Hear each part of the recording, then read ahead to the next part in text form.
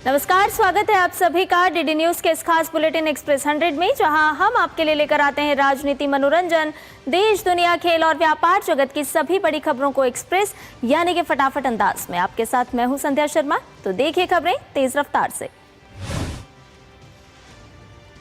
बिहार में विधानसभा चुनाव के पहले चरण की अधिसूचना आज जारी होगी। 243 सदस्यीय विधानसभा के लिए मतदान 2 चरणों में होंगे।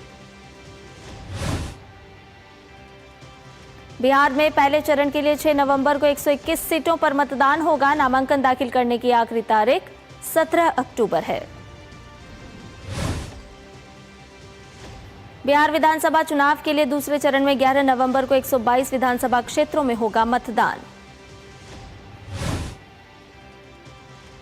चुनाव आयोग ने निर्देश दिए हैं कि चुनाव के दौरान प्रत्येक विधानसभा क्षेत्र में कम से कम 1 मतदान केंद्र महिलाओं या दिव्यांगजनों द्वारा संचालित किया जाएगा।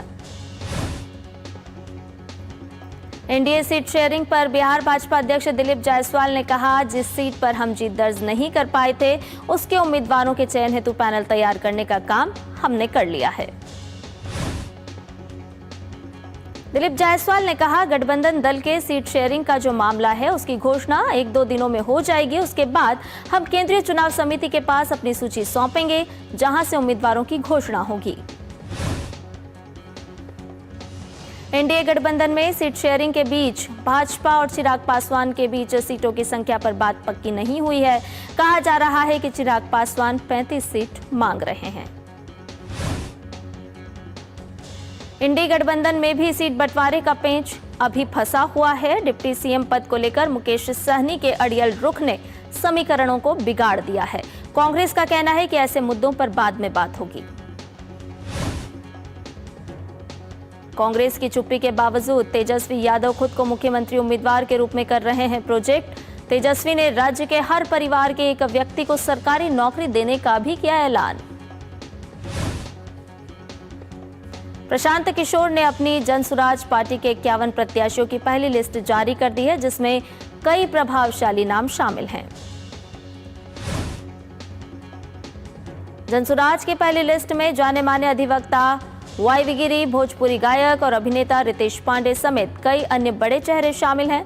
कहा जा रहा है कि कल 11 अक्टूबर से प्रशांत किशोर राघोपुर से चुनाव अभियान शुरू करेंगे। अफगानिस्तान के विदेश मंत्री आमिर खान मुत्तकी भारत दौरे पर हैं। नई दिल्ली में विदेश मंत्री डॉक्टर एस जयशंकर से वो मुलाकात करेंगे। इस दौरान दोनों नेताओं के बीच परस्पर हित से जुड़े तमाम द्विपक्षीय और क्षेत्रीय मुद्दों पर चर्चा होगी। विदेश मंत्रालय ने कहा कि भारतीय पक्ष इस संवाद को लेकर खासा उत्सुक है।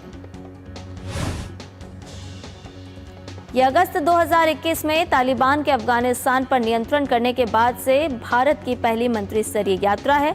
अफगानिस्तान में हाल ही में आए भूकंप के दौरान भारत ने चाबहार के रास्ते कुनार प्रांत में राहत सामग्री भी भेजी थी।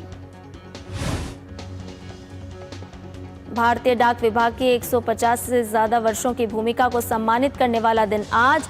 डाक सेवाएं आज के डिजिटल युग में भी लोगों की जिंदगी का है अहम हिस्सा। नई दिल्ली में एशिया का सबसे बड़े दूरसंचार, मीडिया और प्रौद्योगिकी कार्यक्रम इंडिया मोबाइल कांग्रेस 2025 है जारी। 8 अक्टूबर को पीएम ने आईएमसी 2025 का किया था उद्घाटन। सुशासन और अभिलेख 2025 प्रदर्शनी आज। केंद्रीय मंत्री गजेंद्र सिंह शेखावत करेंगे नई दिल्ली में प्रदर्शनी का उद्घाटन। लोकसभा अध्यक्ष ओम बिरला बारबाडोस में 68वें राष्ट्रमंडल सम्मेलन की आम सभा को राष्ट्रमंडल एक वैश्विक साझेदार विषय पर करेंगे संबोधित। 12 अक्टूबर को राष्ट्रमंडल संसदीय सम्मेलन का होगा समापन। केंद्रीय मंत्री मनोहर लाल आज दक्षिण अफ्रीका के क्वाजुलू नटाल प्रांत में आयोजित G20 ऊर्जा परिवर्तन मंत्री स्तरीय बैठक में भाग लेंगे।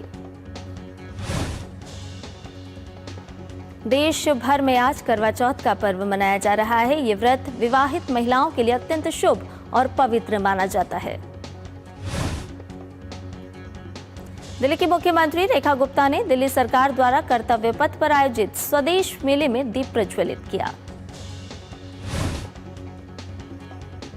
मुख्यमंत्री रेखा गुप्ता ने कहा कि आज के भारत को आत्मनिर्भर बनाने और अपनी वैश्विक पहचान स्थापित करने के लिए स्वदेशी से बेहतर कोई माध्यम नहीं है। दिल्ली सीएम ने कहा कि हमारे स्थानीय उद्यमी जो तकनीक से लैस हैं और विश्व स्तर पर अपनी पहचान बनाने के लिए भी तैयार हैं, भारत के विकास की प्रेरक शक्ति हैं। आज के भारतीय मोबाइल कांग्रेस में जहां लाखों प्रदर्शकों ने भाग लिया है। मुख्यमंत्री रेखा गुप्ता ने कहा कि आज के भारतीय मोबाइल कांग्रेस में जहां लाखों प्रदर्शकों ने भाग लिया, असंख्य स्टार्टअप्स ने भी भाग लिया। भारत भर से युवा उद्यमी और नवप्रवर्तक यहां पहुंचे जो भारत को आगे ले जाने के लिए तत्पर हैं। दोपहिया वाहन चालकों को हेलमेट पहनने के लिए जागरूक करने पर और चालान काटने पर दिल्ली ट्रैफिक पुलिस की हेलमेट एनफोर्समेंट ड्राइव आज। त्रिपुरा के मुख्यमंत्री माणिक साहा ने सिपाहीजाला जिले के जम्पुईजाला में 28.54 करोड़ रुपए की लागत से निर्मित एकलव्य मॉडल आवासीय विद्यालय का उद्घाटन किया। मध्य प्रदेश के मुख्यमंत्री डॉक्टर मोहन यादव मध्य प्रदेश में निवेश के अवसरों पर मुंबई में एक इंटरैक्टिव सत्र में शामिल हुए। ओडिशा के मुख्यमंत्री मोहन चरण मांझी राज्य पार्टी मुख्यालय में भाजपा की जनजातीय क्लस्टर विकास परियोजना कार्यशाला में हुए शामिल। बीआरएस नेता दासोजी श्रवण कुमार ने कहा, स्थानीय निकाय चुनाव में कोर्ट के आरक्षण के संबंध में अंतरिम रोक एक बार फिर रेवंत रेड्डी और उनके मंत्रिमंडल की सामंती मानसिकता और अपरिपक्व शासन को उजागर कर दिया। कटक में हुई झड़प पर ओडिशा सरकार में मंत्री पृथ्वीराज ने कहा, ममता बनर्जी की टिप्पणी हालात को उकसाने वाली, गैर जिम्मेदाराना और निंदनीय है।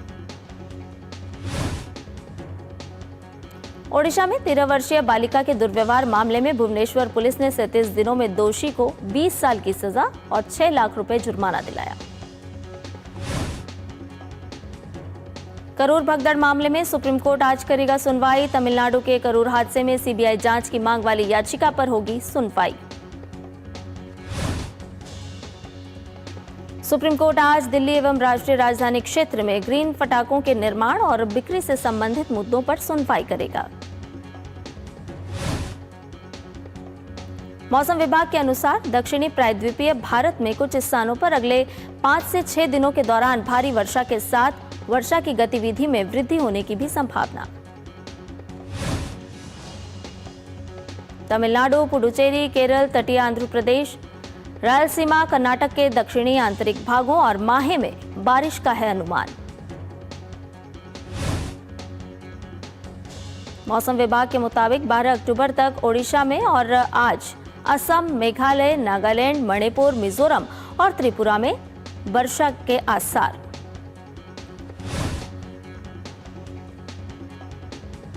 15 अक्टूबर तक हिमाचल प्रदेश में 11.2 डिग्री दर्ज हुआ तापमान।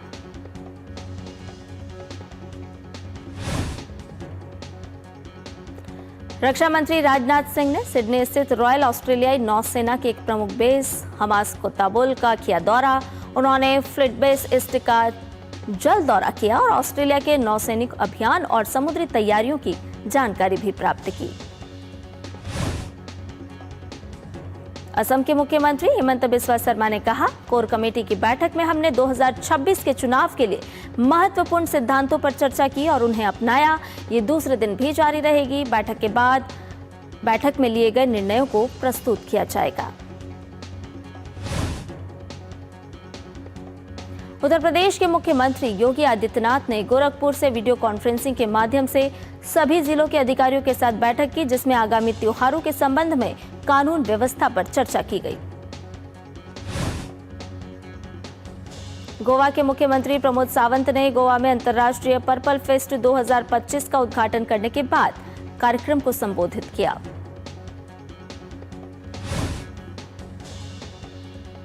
दिल्ली पुलिस ने नरेला के पास एक मुठभेड़ में स्नैचिंग, डकैती और हत्या के आरोपी आफ्ताब उर्फ अतीक को गिरफ्तार किया है। आरोपी ने पुलिस पर की थी फायरिंग, जिसके बाद पुलिस की जवाबी फायरिंग में आरोपी के पैर में लगी गोली।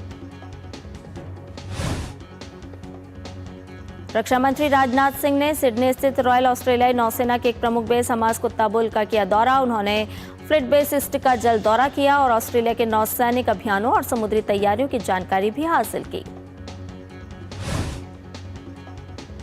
भाजपा सांसद मनोज तिग्गा ने कहा कि उत्तर बंगाल में बाढ़ से हुई 9 मौतों के बाद मृतकों के परिवार से मिलने जा रहे दल पर रोहिंग्या घुसपैठियों ने किया हमला। दोषियों को बचाने की कोशिश जारी भी है, इसलिए भाजपा ने कोलकाता और सिलीगुड़ी में बड़े धरने का ऐलान किया है। भाजपा नेता लॉकेट चटर्जी ने कहा कि बिहार में एसआईआर के बाद फर्जी वोटर्स के नाम कटने से ममता बनर्जी डर गई हैं। सबसे ज्यादा फर्जी मतदाता यहां हैं।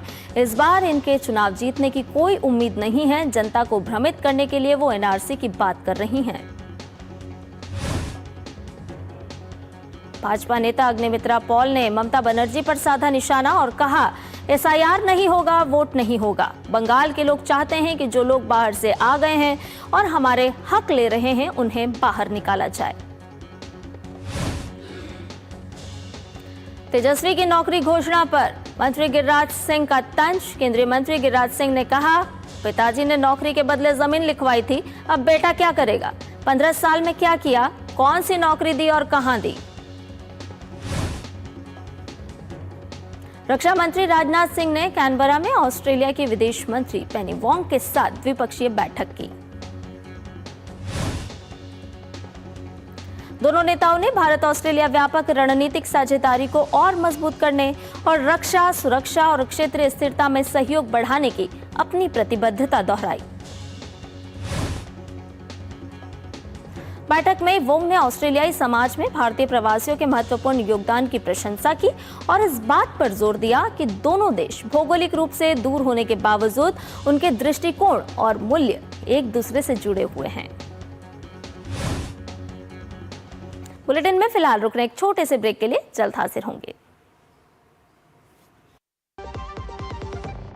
सस्ते वाले दाल मसाले स्वाद हुआ बेकार। एमडीएच की हल्दी मिर्ची धनिया करे कमाल। ये रंग दे, ये खुशबू दे, ये तीखा, ये कम पड़े। क्या निराला एमडीएच मसाला।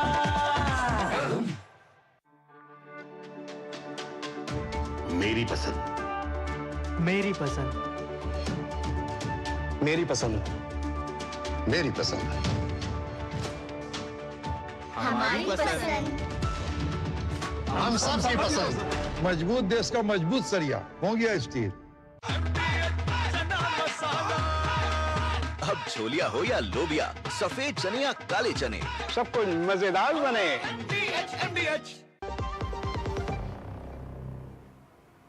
और ब्रेक के बाद एक्सप्रेस 100 में आपका एक बार फिर से स्वागत है। आइए बाकी की खबरों को भी जान लेते हैं फटाफट अंदाज में। उत्तर प्रदेश के अयोध्या के पगलाबारी गांव में गुरुवार शाम को एक मकान में जोरदार धमाका हुआ, जिसकी चपेट में आने से 5 लोगों की मौत हो गई।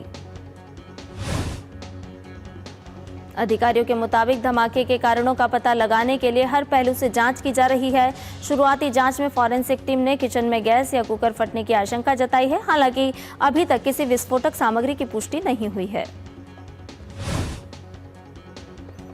आज विश्व मानसिक स्वास्थ्य दिवस है। बेहतर जीवन के लिए मानसिक स्वास्थ्य का विशेष महत्व होता है। तनाव काम से संबंधित हो तो समस्या का कारण बन सकता है। सुप्रीम कोर्ट में आज जम्मू कश्मीर के पूर्ण राज्य का दर्जा बहाल करने के मामले से जुड़ी याचिकाओं पर सुनवाई होगी। केंद्रीय मंत्री नितिन गडकरी ने कहा है कि प्रधानमंत्री नरेंद्र मोदी के परिवर्तनकारी नेतृत्व में भारत 2027 तक $5 ट्रिलियन की अर्थव्यवस्था बनने की तरफ बढ़ रहा है। Adani ports and special economic zone limited के प्रबंध निदेशक करण अदानी ने कहा है कि भारत क्लीनर और सस्टेनेबल भविष्य की ओर बढ़ रहा है और गुजरात देश के ऊर्जा परिवर्तन में प्रमुख भूमिका निभा रहा है। भारत में खपत में वित्त वर्ष 2026 की दूसरी छमाही में तेज सुधार देखने को मिल सकता है। इसकी वजह जीएसटी में कटौती, ब्याज दरों में कमी और टैक्स सुधार है। मजबूत घरेलू मांग और इन्वेस्टर सेंटीमेंट से भारत का मैन्युफैक्चरिंग सेक्टर वित्त वर्ष 2026 की दूसरी तिमाही में तेजी से बढ़ा है। HSBC इंडिया ने गुरुवार को भारत में इनोवेशन बैंकिंग को लॉन्च किया। इसके जरिए बैंक कारोबारियों को उनके व्यापारियों को आगे बढ़ाने में मदद करेगी। गुजरात में मुख्यमंत्री भूपेंद्र पटेल और केंद्रीय मंत्री अश्विनी वैष्णव ने वाइब्रेंट गुजरात क्षेत्रीय सम्मेलन उत्तर गुजरात का उद्घाटन किया। केंद्रीय मंत्री अश्विनी वैष्णव ने कहा, गुजरात सेमीकंडक्टर, आधुनिक लॉजिस्टिक्स और इलेक्ट्रॉनिक्स विनिर्माण के क्षेत्र में भारत की विकास यात्रा का आधार स्तंभ बन रहा है। गुजरात सेमीकंडक्टर, इलेक्ट्रॉनिक्स और लॉजिस्टिक्स का एक केंद्र है जो 2047 तक भारत को एक विकसित राष्ट्र बनाने की दिशा में अग्रणी बनाएगा। इस क्षेत्र में अब तक कुल 1,25,000 करोड़ के रुपए निवेश हुआ है। उद्योग के अनुमानों के अनुसार चालू वित्त वर्ष की पहली 6 माही में भारत का स्मार्टफोन निर्यात $13.4 अरब तक पहुंच चुका है, जो पिछले वर्ष की इसी अवधि के $8.5 अरब से 59% की वृद्धि को दर्शाता है। केंद्रीय संचार मंत्री ज्योतिरादित्य सिंधिया के अनुसार 2024 में $4.3 अरब मूल्य का भारतीय सेटकॉम बाजार 2033 तक 3 गुना बढ़कर $14.8 अरब होने की है उम्मीद, जो इस क्षेत्र की आर्थिक और रणनीतिक क्षमता को दर्शाता है। केंद्रीय मंत्री प्रहलाद जोशी के अनुसार लगभग 125 गीगावाट सौर क्षमता के साथ भारत अब दुनिया का तीसरा सबसे बड़ा सौर ऊर्जा उत्पादक है।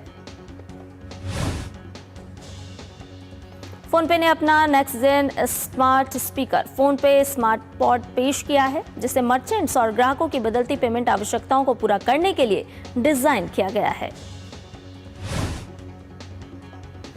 केंद्र सरकार की 2 प्रमुख सेवानिवृत्ति बचत योजनाओं राष्ट्रीय पेंशन प्रणाली और अटल पेंशन योजना की प्रबंधन अधीन परिसंपत्तियां संयुक्त रूप से 16 लाख करोड़ रुपए को पार कर गई है।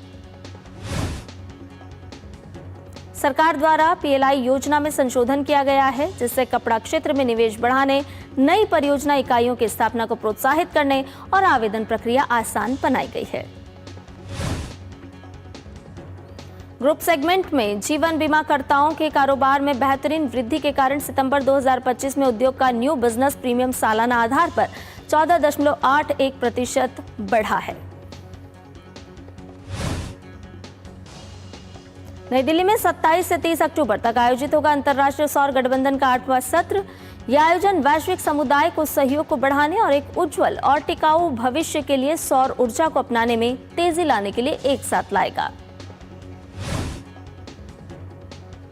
भारत में कॉम्प्लेक्स फर्टिलाइजर्स की मात्रा चालू वित्त वर्ष में 2 से 4% बढ़ने का अनुमान है, जबकि पिछले वर्ष आयात उपलब्धता से जुड़ी समस्याओं, भू राजनीतिक व्यवधानों और उच्च आधार के बीच 9% की मजबूत वृद्धि दर्ज की गई थी।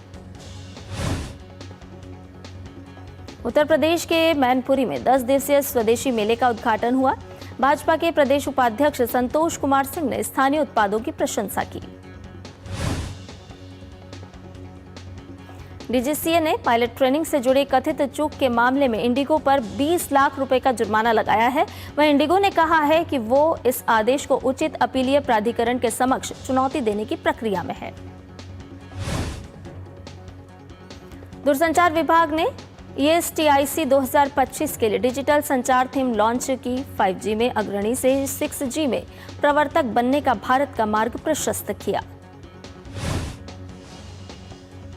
संचार और ग्रामीण विकास राज्य मंत्री डॉक्टर पेमासानी चंद्रशेखर ने नई दिल्ली में इंडिया मोबाइल कांग्रेस 2025 के दौरान आयोजित अंतर्राष्ट्रीय AI शिखर सम्मेलन को संबोधित करते हुए कहा कि भारत के नवाचार केवल प्रौद्योगिकी के लिए प्रौद्योगिकी के बारे में नहीं है, वो जीवन बदलने के बारे में है। प्रधानमंत्री नरेंद्र मोदी ने गाजा शांति समझौते पर अमेरिकी राष्ट्रपति डोनाल्ड ट्रंप से फोन पर बात की। पीएम मोदी ने एक्स पर लिखा कि अपने मित्र राष्ट्रपति ट्रंप से बात की और ऐतिहासिक गाजा शांति योजना की सफलता पर बधाई दी। पीएम मोदी ने इजरायल के प्रधानमंत्री बेंजामिन नेतन्याहू से भी बात की। पीएम ने एक्स पर लिखा कि राष्ट्रपति ट्रंप की गाजा शांति योजना के तहत हुई प्रगति पर बधाई देने के लिए मैंने अपने मित्र प्रधानमंत्री नेतन्याहू को फोन किया। अमेरिकी राष्ट्रपति डोनाल्ड ट्रंप ने मध्य पूर्व में बंधक बनाए गए लोगों की रिहाई सुनिश्चित करने में अपने प्रशासन की भूमिका की सराहना की और इसे एक ऐतिहासिक उपलब्धि बताया। राष्ट्रपति ट्रंप ने कैबिनेट बैठक के बाद बताया कि इजरायल हमास संघर्ष में बंधक बनाए गए लोगों को सोमवार या मंगलवार तक रिहा कर दिया जाएगा। गाजा शांति समझौते पर मिस्र में हस्ताक्षर होंगे, जिसमें डोनाल्ड ट्रंप के शामिल होने की भी संभावना है। उन्होंने कहा कि इससे इजरायल और अरब देशों में सकारात्मक माहौल बना है और गाजा में जीवन स्तर सुधारने के लिए अंतर्राष्ट्रीय आर्थिक सहायता की योजना पर भी काम किया जा रहा है।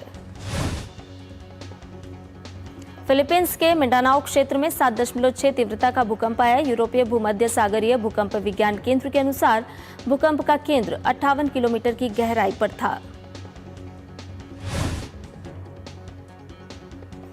अमेरिका गाजा में स्थिरता लाने के प्रयासों के तहत इजरायल में 200 सैनिक भेजेगा। अमेरिकी अधिकारियों ने बताया कि ये सैनिक गाजा में नहीं जाएंगे, बल्कि इजरायल में रहकर सहायता कार्यों में समन्वय करेंगे।